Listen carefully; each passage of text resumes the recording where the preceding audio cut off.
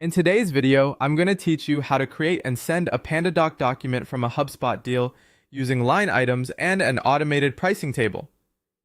To get started, open your HubSpot deal record in Google Chrome.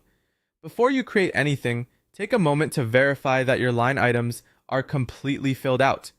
This is an important step because the pricing table in PandaDoc depends on the information stored in those line items. If anything is missing, incomplete, or inaccurate, that same issue will carry over into the document.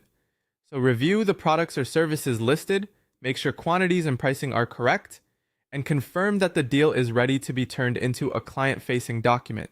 Once everything looks good in the deal record, move to the right-hand panel and find the PandaDoc section. Inside that panel, click Create Document. This begins the document generation process directly from HubSpot, which helps streamline your workflow and reduces the need to re-enter information manually. Using the integration this way is especially helpful when you want your deal data to flow directly into a proposal, quote, or agreement. Next, choose the specific template that has been designated for automated pricing tables. This matters because not every template is designed to pull in line item data the same way.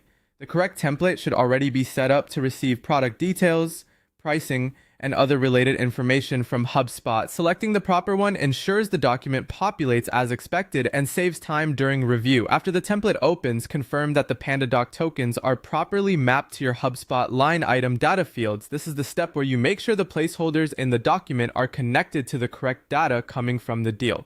If the mapping is correct, the template should pull in the relevant values automatically. Carefully check that the fields are aligned with the intended line item information, so the pricing table reflects what is actually in HubSpot. Finally, review the populated pricing inside the document before sending it to your client. Look over the table closely to confirm that the products, quantities, and totals appear correctly and that the document is presented